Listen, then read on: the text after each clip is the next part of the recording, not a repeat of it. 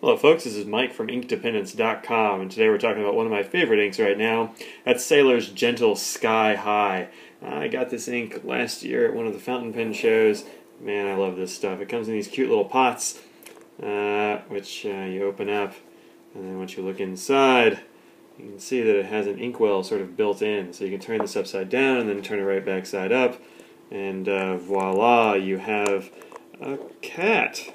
Oh, get out of here, Jack. I don't really need your help with this part of the video. I'm just screwing this bit on, and then I'll get rid of the cat. Goodbye, Jack. Down here. Say hi to the folks. Hello. Alright, well, that's Jack the cat. He is certainly helping me today. Oh, there we go. Gone. He also is huge, so that's what that noise was. Alright, back to the review. Sky High is actually in several of my pens right now. I just kind of, every time I fill up a pen, I'm like, oh, what should I put in there? And I think to myself, why not Sailor? So I put it in there. You can see it's been in 4 pens for this particular review.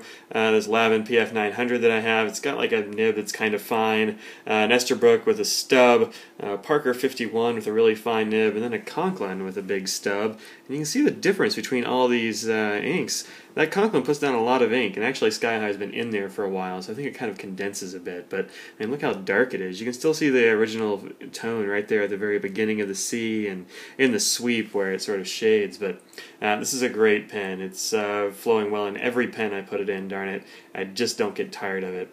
I had both pens, because I guess I only started out with 2, but I went up to 4-ish. It's probably in another pen or 2 around here somewhere, too. The flow is excellent in all these pens, even in the super wet one, it's great. Even in drier pens, that Esterbrook is kind of dry-ish. It's on the drier side. You can see the blue is a little bit paler, a little more washed out, but still great blue. No real bleed. You'll see a little bit of bleed on some really weak notebook paper. Actually, I have some around right here. Let's see. There we go. You can see, there you go. That's Sailor Jentle Sky High, actually, right here. And this is with the wetter Conklin, so it's going to have a little bit, but these are really just a little bit of dots, a little bit of show-through, not really any bleed to speak of. I wouldn't be worried about it. Alright, that's my desk with some ink spots. Alright, so, moving on to this bit down here. You can see how it compares to a bunch of other blues I have sitting around. Walberry is, of course, much more purple. That goes in these Wall Eversharp Skyliners. Sid from Wall Eversharp gave me a bottle of it when I bought my Skyliner. Also, the Liberty's Elysium from Goulet, it's an exclusive Noodlers, and then Private Reserve's American Blue. They're all a bit different, but Sky High is one of the brightest and most vivid. I really like it. And look how well it swatches. Darn it, this is a good ink. So get you some if you don't have any of this one yet.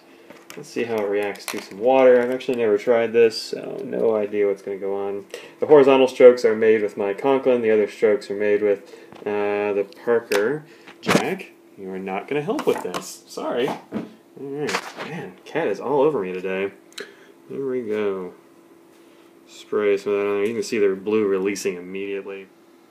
Sorry folks, for me a little bit of an edit there. I ran out of space on my iPad. Darn thing doesn't have enough memory for my longer videos. Anyway, here you go. This is the aftermath from adding some water to this sky blue. It does not stick around. That's the one problem with this ink. If you're looking for water-resistant ink, well, yeah, this isn't it. Although you will have something left behind, unlike some other inks. So, there you go. Anyway, this is Sailor's Jentle Sky High. One thing I should mention is that these little bottles with the inkwell built into them can pose a bit of a problem if you have a pen with a long nib that doesn't have a cartridge converter system. If you have something like this, there's a Conklin Crescent that it's also in. This is the one that made those really dark lines. The problem is that the bottle is not all that deep, and so it's kind of tough to get this giant nib in there with the inkwell, and you don't want to take the inkwell out all that often because you're going to have to put it somewhere, you're going to ink all over that somewhere. So anyway, that's something to be cautious with, but for everything else, solid ink, solid solid performance. Love this stuff. There you go. This is Mike, InkDependence.com, Sailor Jentle Sky High. Peace out.